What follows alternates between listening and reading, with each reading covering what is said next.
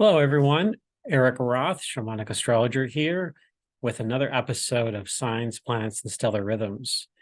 And so we're going to get into, before we get into the program of this particular episode of number 45, just some updates. It's been quite a few weeks since I've done a video. I've done some traveling in California, doing readings in the Central Valley and up just north of the Bay Area in Marin and Sonoma County. I do these trips occasionally to get in front of people, to connect with them. I was at the Turlock Expo on the 21st of January as well. And so more to come in my travels, especially in the Western US, where I am based in southern Medford, Oregon, the southern portion of it. So there'll be future updates about that. I definitely invite you to sign up for my newsletter on inspiralnexus.com, and there'll be a link below to check that out and to get regular updates with videos, articles, and other kind of goodies that pop in there, little snippets of information about where I'm going to be and other resources as well. So feel free to take advantage of that. And so here we go. We're going to be launching in at the time of this recording. This is January 31st, 2023. We're going to look at February 2023 astrology. So I'll go ahead and share this with you so we can take a look at this. Like here, this is like not as big of a month as some other months that are coming up here later this year. And in January, we had 4 planetary bodies going direct. So that was a really big month, pretty rare for 4 major planets to go direct in the same month or to even go retrograde in the same month. But on occasion, it does happen.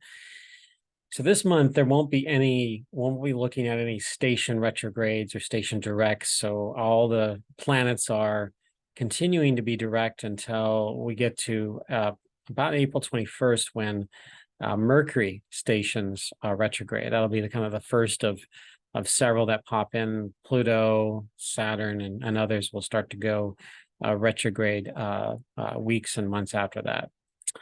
All right, so let's take a look at some of the big highlights for February. And this is just so everyone is aware, I'm not going to be talking about everything that's going to go on astrologically in February. That would certainly, there are some astrologers that really get into and spend a few hours talking about this, but this won't take you that far into that. So we're going to look at the major things, looking at from a shamanic astrology lens, and I will mention here and there some minor, or I don't say minor, but things that didn't sort of make the highlight reel, if you will.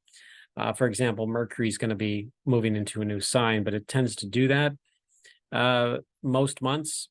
So I will just mention that as we go along this calendar month of February. So we'll look at the new and full moons, which are always important to kind of connect into experientially, shamanically. The moon has occultations with 3 planets in February, which is a pretty big deal. And then Mars itself moves into a new phase of its synodic cycle. And it is certainly more complex of a cycle than, say, Venus or Mercury, but it is worth talking about and getting more familiar with. And if you're curious more about the Mars cycle, I have done videos specifically about Mars in Gemini and Mars opposition back in December 2022. So you can look at those as well. It's also the cross quarter of February. This is something that I will mention, and it happens very close to the time of the near the full moon period here coming up. And at the time of this recording, the moon is gibbous. It's past first quarter, between first quarter and full moon. We also have a Saturn-Sun conjunction, which are always big deals to track. And then also Venus and Aries. And that opens up a whole, I say, can of worms around the sign of Aries, which I'm going to do a specific video about and probably towards the end of February. So look for that, because there's a number of planetary bodies that are going to be in Aries together. And there's going to be some really interesting alignments there towards the end of February, especially in March, but also with some additional information and additional in conjunctions, alignments in April and into early May. So that'll be a separate video altogether, but we'll take a look at what's going on, and particularly in February. All right, well, let's take a look at this beginning of this month. What is the major thing that's happening? There are two major things. One is this cross quarter, and it just so happens at this cross quarter, we also have an exact Sun Uranus square, which can happen. Again, the Sun Uranus squares, or Sun squaring an outer planet, happens every single year, twice a year. And so it's pretty common, but for it to come around at the same time as what we call this cross quarter, it is very uncommon. So what is this? This cross quarter, which takes place at 6:45 p.m. Pacific Standard Time, 9:45 Eastern. Cross quarters are when the sun reaches the exact point between a solstice and an equinox point. So there's four major seasonal points. That's the two solstices and the two equinoxes. But then there's these things called cross quarters. So we can think of the quarters as the major seasonal point. The cross quarters between the two quarters. And we have four of those as well, which make a total of 8 significant seasonal points. This one is typically in early February and traditionally celebrated around February 1st or 2nd of any given year. But because of the changes in the various calendar systems over the centuries and millennia, and that the Earth in its orbit and its seasonal shifts, it can fall on sometimes on February 2nd, February 3rd, all the way up to sometimes February 4th or 5th, depending on the year, because leap years can also throw that off too. But it's the 15-degree mark of these what in traditional astrology called fixed signs. So Aquarius and Leo, Taurus and Scorpio, those are the cross quarters, the 15-degree mark. So it's the halfway between the solstice, the December solstice in this case, and the March equinox point. So in the Celtic tradition, this is one of the major cultures that celebrated and honored the cross quarter point. This one's called Imbolc, and it kind of honors the lifting of the dark and a signal that spring is about 6 or so weeks away. So it honors that midpoint of the quote winter time, and allowing that to be honored and shared, and going, hey, this is part of the whole inspiration for the groundhog. And is it see a shadow? Is going to be 6 more weeks of winter, or is it spring coming in early? There is a connection there. It's kind of a goofy-ish kind of a connection, but there is a connection, and it's one way it honors that period of time, particularly in the modern day here in the U.S., February 2nd. The other cross quarters, typically on the traditional days of November 1st, Samhain, which can also be Halloween as well. May 1st or even April 30th would be Beltane or May Day. And then August 1st, that's the sort of that midsummer period there. Again, this is happening with the Sun Uranus square. It's kind of a signal that the Uranus is what a square is when, like, visually it would be looked at as kind of a first quarter or last quarter moon. In this case, it's with the sun kind of catching up to Uranus. This would be considered like a first quarter moon or first quarter Uranus. And so we've got that coming in, and with the themes of Taurus, which is where Uranus is in, and Aquarius are elevated during this time. They're highlighted.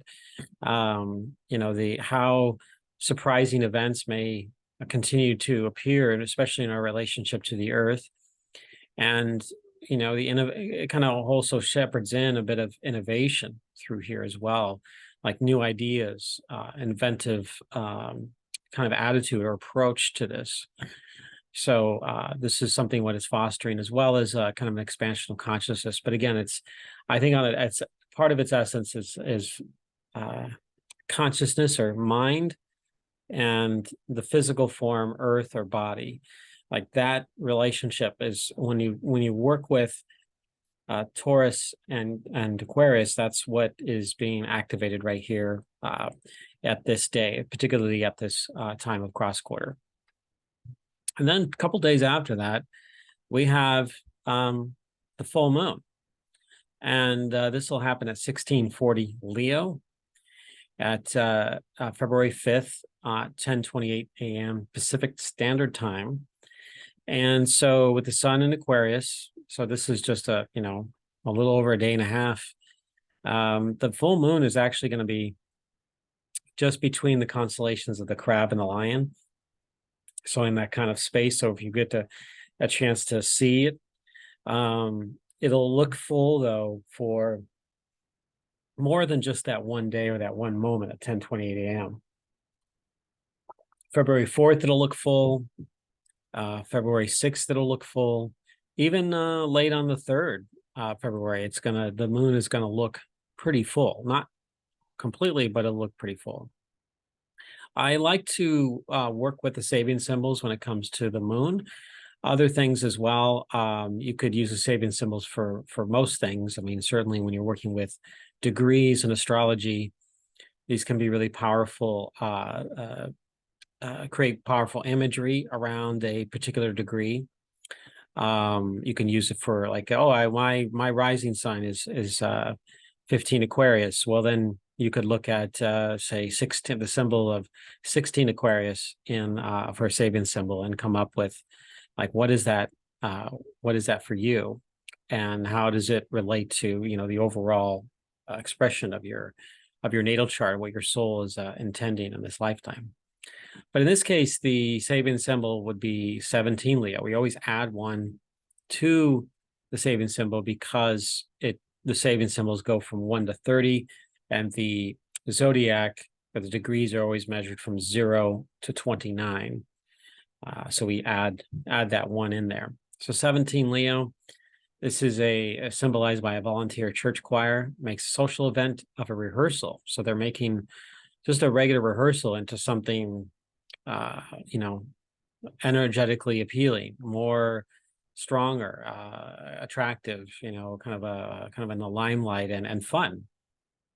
The key words are making the most of any situation, feelings of togetherness, rehearsing without worrying about what might happen, doing things without thought of reward. So it's just doing them to enjoy the creative spirit coming through, sharing community, catching up with what others are doing, volunteering or volunteers, learning to open up the throat, charity work, sharing food and drink, small gifts for others, dedication to ideals, expanding yourself by mixing in gatherings, church or school halls, and generosity.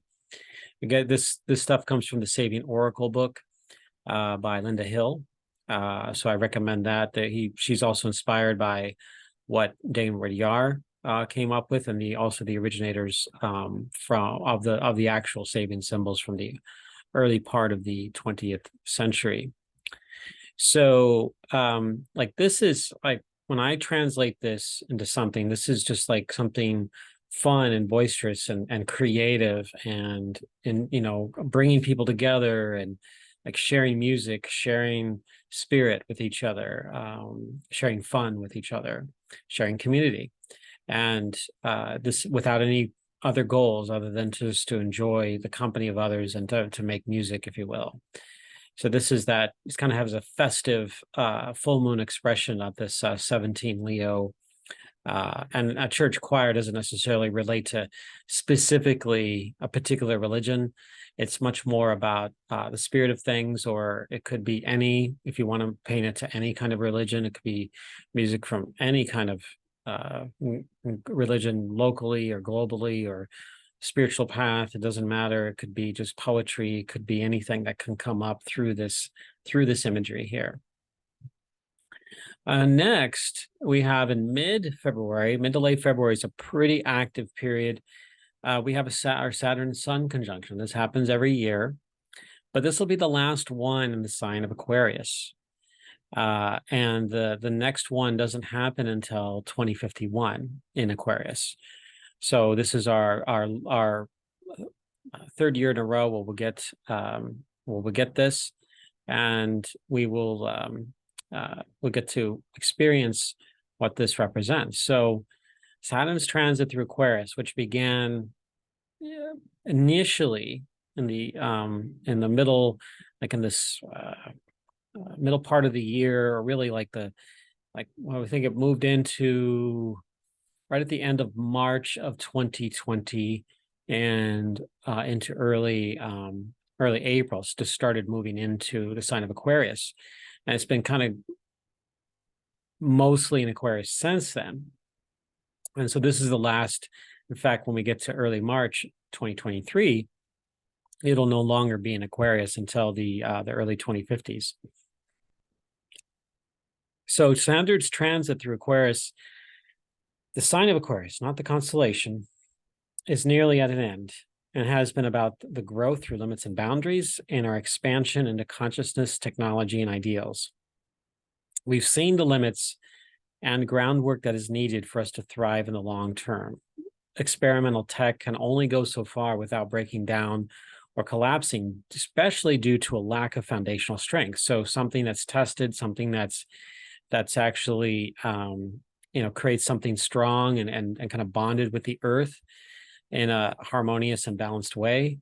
That's what we're looking at here, because pure idea and pure consciousness, it can take you places, but if you're trying to operate here in the physical realm, this is where Saturn is needed. And so, but on a pure energetic or consciousness or idea or thought realm, you don't necessarily, quote, need Saturn in that sense, but then it would be just being an energy body at that point. But if you're here in the physical realm, being a human, what it means to be in a body, like, hey, this is where Saturn can come in and be of great help and help us growing through these limits and boundaries of the flesh and blood.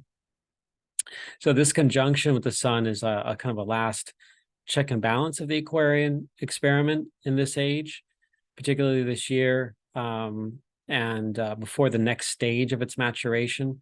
So Saturn's limits will be experiencing a death rebirth into something new. So the new expression of this, and I say death and rebirth because on a experiential level, the sun and Saturn, sun covers up Saturn, basically meaning that the light of Saturn can't be seen with the naked eye during this time. In fact, the whole month of February, Saturn will not be really visible, except maybe the kind of the extreme maybe beginning of February and the extreme end of February, but really even then, you'd be hard pressed to see. You would need some like either binoculars or a small telescope to be able to witness that, but not until we get into March, where it starts to become more visible in the morning sky when it rebirths, and that'll be maybe part of the other videos that I do is looking at particularly Saturn in Pisces when it moves into that. That'll be a whole separate video altogether. In fact, that's why things are going to be so active over the March, April, May, Pluto in Aquarius as well. That's a whole different ball game compared to what Saturn brought in as well. So we've got other things happening with that we're going to talk about later. So then the new moon happens, and the new moon, and this is an interesting thing because we've got some things that are taking place at this like the third week of February into the fourth week. And the new moon kind of kicks it off here, February 19th at 11:06 p.m. Pacific Standard Time. It's our new moon in Pisces, our annual Pisces new moon is still February 19th. So the moon will be in the Water Bear constellation, not to be confused with the sign of Aquarius. Astronomers still call that constellation Aquarius. So if you look at it, you know, that's if you got that part of the sky where the sun will be, you won't be able to see the moon, but the sun will be there in that part of the sky, and that's where you'll where the moon will be on that particular day. And we add a degree or add a number to that for a Sabian symbol, and this would be 2 Pisces, a squirrel hiding from hunters. So this is key words of this, using tactics to ensure survival, hiding oneself away, not stepping out into the big wide world for fear of making the wrong move. Security systems, caution and reserve, using common sense. Things or people that feel tiny, uncertain, or insecure. Refugees and the need for them. The need for them would be more like providing for them. And when I look at that, that was how it was written in the Sabian Oracle. So I was seeing that and thinking that, you know, how to interpret that. What does that mean? Also, staying out of people's way, staying home, locks and keys, stockpiling for harder times. It could also be keeping to oneself and kind of recovering from sort of the public eye or from community, or if you just need to recharge on an emotional, spiritual level, psychological level.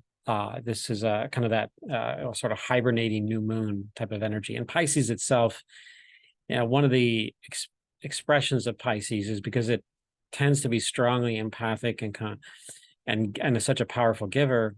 It definitely needs the space to recover and to go into, you might call it a hidey hole, to, you know, to recover emotionally, psychologically, recover spiritually before coming back out again. But in this case, it's running, you know, there's a symbolism of fear too. So it's maybe even kind of blending in and hiding yourself and you know, not letting yourself to be vulnerable to attack, if you will, in that sense of the word. And Pisces is definitely not about fighting or aggression or you know, reactiveness in that kind of a way. It's more about like you know, really caring for you know, others around you, other life, but also needing to care for yourself once in a while. So it's a big lesson in caring for oneself when the time is needed. And during this new moon, kind of almost a incubation or a you know, rest and recovery time for that. That's kind of how I look at that. All right, so what else is happening here? Well, this is one other thing. We'll talk about Mars before I get into a lot of the Aries stuff here. So Mars, and I've shared this throughout my videos. When I talk about Mars, I talk about also the synodic cycle of Mars. Mars on December 7th, 2022, it had its opposition with the sun. And that began a new synodic cycle of Mars. That's when it's brightest. That's when it's near its closest point to the Earth. And obviously, it's highly visible to us. So it makes a really kind of, it's rising just as the sun is setting. So it's rising to a new experience. It's a dawning of quote, this masculine principle, this new energy that's kind of this active force, whatever sign that might be. And it doesn't matter about, it's not about the gender. It's not specifically regulated to only men here. This is for everyone. And but Mars will on February 20th reach that same point that it was at the Mars Sun opposition at 16 degrees 5 minutes of Gemini. Phase 2, which I wanted to focus on here in this particular frame, is the longest period of the Mars synodic cycle. So it goes on all the way until September 30th. It's when Mars is in the evening time. It's one of the more easily seen things all the way until we get into kind of the mid to late September, and it starts to really dim into the kind of hidden in the glare of the sun. But this is that period what's kind of sparked a lot of stories and myths, whereas the sky is informing us here on Earth, humanity, and the whole image around the hero's journey, which applies to everyone on various wavelengths. Now, I will share that I would recommend reading the book The Heroine's Journey by Maureen Murdoch too. because that goes in from a feminine perspective, from a woman's perspective, and both of those really could apply. But it talks about the relationships to the mother and the father, between the daughter, and our own journey through life in that regards, and as in to individuate ourselves. And this is kind of what is happening with Mars. It's kind of this Gemini expression, which set the tone initially back on December 7th. It's individuating ourselves through the archetype of Gemini. What does that mean? And what is this trickster energy, this strong Peter Pan type energy of free spirit and an actional force that is about the mind. And now that Mars is now moving a little faster here at the time of this recording on January 31st of 2023, stories like in the past that didn't help inspire this, so we are co-creating new ones. So it isn't just what Gilgamesh or Hercules did back 2,000, 3,000, or 4,000 years ago. This is about new stories of the turning of a new age that's coming through, and a new humanity's new earth, or new humanity, or however we want to phrase it. There's an evolution of our own consciousness that's coming around, and Gemini is playing a role in that. And this is more on the creative front, the contrarian front. This is like being able to see from different perspectives and not just be fixed in on only one way, black versus white. So it goes beyond duality, but yet not leaving, just eradicating duality, but allowing it to evolve into something beyond itself while still having some version of duality there. It's a little mind bender there, but that's what Gemini is in that regard. It's a mind bender anyway. So this is one of the things we can look at. It's at the it's right now, Mars and Aldebaran are in, they're in conjunction with each other at the time of this recording. The Eye of the Bull, it's a really powerful part of the sky, a lot of really strong bright stars, Orion's Belt, the star Sirius, the twins, Castor and Pollux are up there. I mean, there's Pleiades, they're all up there for us to kind of tune into experientially. So this, again, February 20th is the beginning of phase 2, when Mars reaches the same point it was at the Mars-Sun opposition. And then we go into the end of February here. And this is where it's really interesting time. February 22nd is when there's an occultation of the moon over Jupiter. And in fact, I just wanted to look at which of those occultations are visible.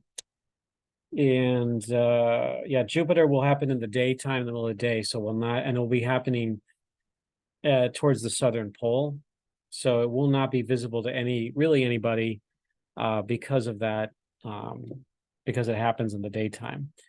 But Uranus will happen towards the North Pole, and that won't be visible to anybody. And then, but on February 27th/28th, depending on where you are on the Earth, it will be in kind of the northern pole area. But if you're really in like extreme northern Europe, or if you happen to be up in that kind of Arctic area above North America and Europe, you may be able to catch a little bit of a glimpse of the moon's occultation of Mars on February 27th/ well, really, it would be more 28th for Europeans there, 27th in North America.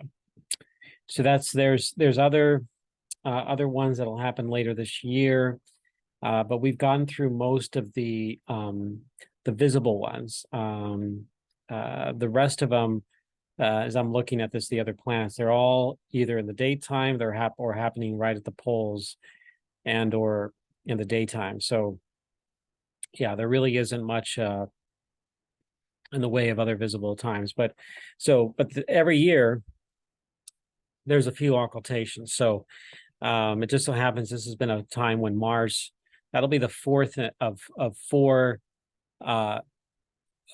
in a series of occultations. The first one was on December 7th/8th. The next one was January 3rd, January 3rd or 2nd or 3rd. And then we just had one yesterday, January 30th. I got to see a little bit, but it not exact. It just grazed the top of the moon. Mars did, and it was absolutely fantastic to see that. Last night I stood under the below freezing weather for a few minutes at least to be able to see, and I went out a couple different times to witness that, tune into that, and say some words in that regard. So it's worth getting out there. Okay. At the time that Mars, like this is Mars moving into phase 2, we've got Venus ingressing into Aries. So a lot of this is happening the time of the new moon. You can see this right here. Maybe I should have had this in a different order, but it works. So look at, here's the new moon just passed. It's about less than an hour, or about an hour's worth, half a degree from the sun. So it's still in the new moon phase. And then look at this lineup in Aries. We've got Venus entering the sign of Aries. And this is bringing in a multi-week time period, actually multi-month time period, particularly late February through March is really like the sort of the epicenter, the primary stage that's set here. Venus's entry into Aries begins a timeline of several weeks where the sign of Aries takes center stage. This is the first real part of the buildup for a multi-planet conjunction in Aries that is happening between March 10th and 13th, with Venus and Eris conjunct, and then Jupiter, Chiron, and Vesta also conjunct together. So 2 separate conjunctions, one's involving 3 planetary bodies, the other one involving 2. February 26th, Venus gets within 5 degrees of Chiron, Vesta, and Jupiter, and that's all by itself. I mean, that gets into, we get into early March, and wow, that's another period. Again, this will be a separate video, but this is the buildup of that. Since all of these planets are direct, it can be conveyed that this is a supremely accelerated period, with Chiron providing the medicine that we need in order to progress forward in our lives and define our various missions. So Jupiter expands this, Chiron helps bring in the medicine. Venus in Aries is it's kind of this, both a receptive and actional force. There's a little bit of a balance there, but where the feminine is coming into its own sort of power, sort of an empowerment and a strong will coming forth. And then Vesta making all of that sacred, all combined. And then if we get into next month, it'll be, Aries will be bringing in its own qualities as well. And I've talked about Aries on several occasions in previous videos. So let's take a look at the moon joining on February 22nd. Like this is all within a few days of each other. We got the Mars entering phase 2, the new moon, Venus entering Aries, and then the start of this big Aries lineup. And then of course now we got the moon joining them on February 22nd and 23rd. And I've got a night sky image of what this looks like. So this is part of a lineup in Aries, placing additional emphasis on our mission and purpose, along with our medicinal initiation with Chiron. So this is what this means. So the moon also tends to help us connect with our own lineage and ancestry with regards to this sign and any other planets nearby in the conjunction. So we look at Chiron, even Juno to some degree is part of this. Then we also have Jupiter. We have Vesta and Vesta and Venus. And in this chart, you see Jupiter and the moon. This is the Jupiter-Moon conjunction. I've got the night sky image of this. And this is where there's an occultation. So even though we won't be able to see the Jupiter being covered up by the moon, they will be really, really close in the sky. So, after Venus, Jupiter is the brightest planet. And then we've got the brightest night sky object, the moon, with the second brightest planet in the sky together. So it's definitely a show. And in addition to this is how this looks in the night sky. Now, I've added 2 other points, Chiron here and Vesta here. These won't be visible to the naked eye, but just to know that this is where they are located when we're looking at this. But Venus here Jupiter here, and then the crescent moon, all right here in the fish constellation. And to the left, we've got Cetus, the whale, or the sea creature, and then Pegasus on the right-hand side here.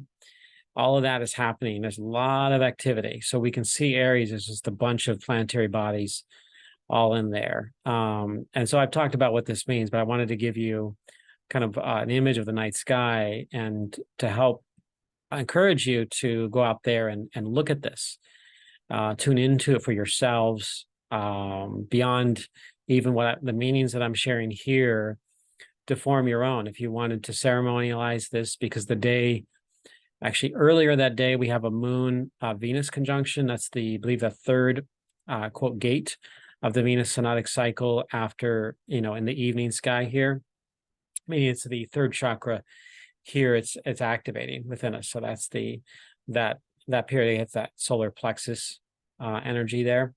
So we get to all sort of connect into that individually. And for some that might have like some planets or points in the early to mid degrees of Aries, this time period that's coming up is going to be really, really active, and it'll definitely be personally impacting you, especially if you've got that Aries energy. I mean, to some degree, if you've got Libra or if you've got Cancer, Capricorn, there would also be some influence there, some initiation, but Aries would be sort of on the front lines of this.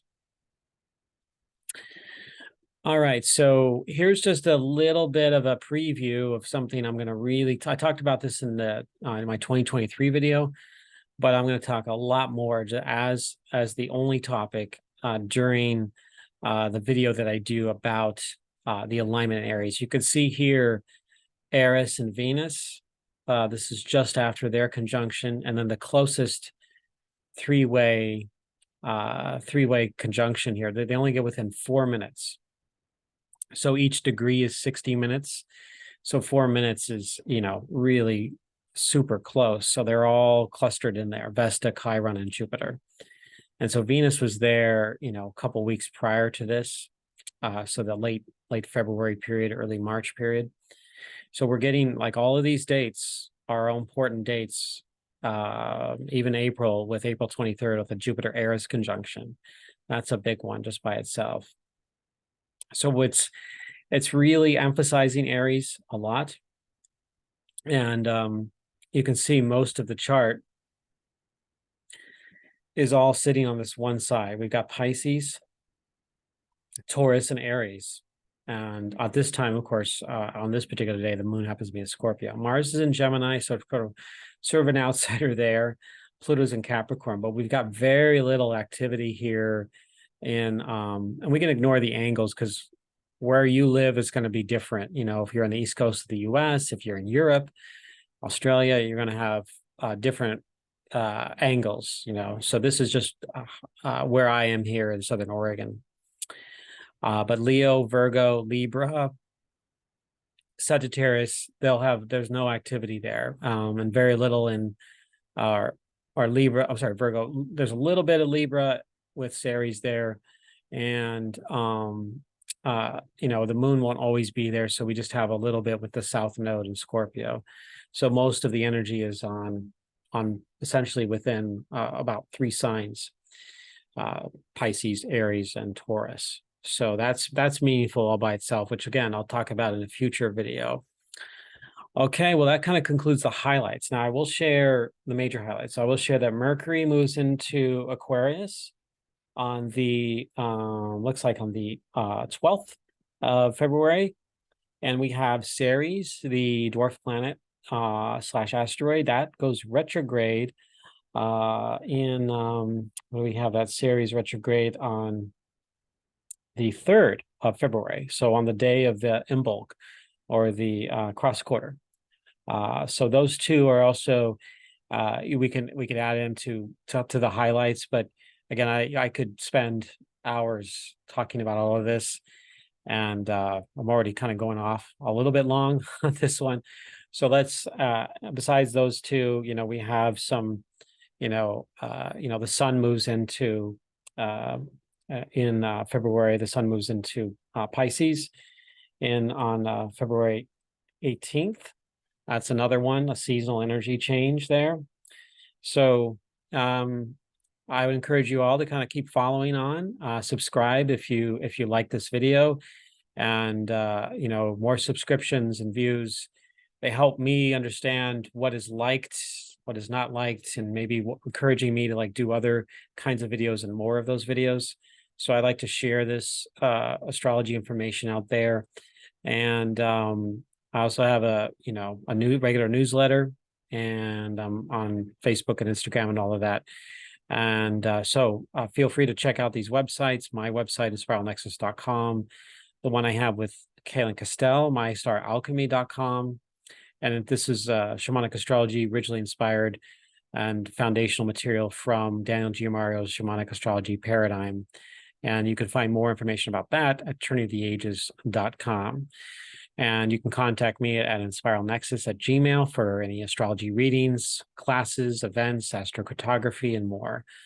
I look forward to seeing you again, all, to sharing more in the near future.